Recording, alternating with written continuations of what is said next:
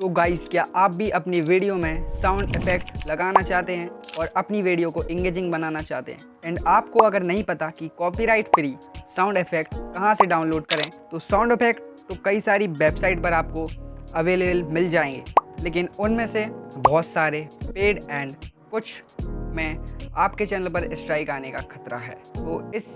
Video में मैं आपको कुछ वायरल साउंड इफेक्ट का डेमो दे देता हूं।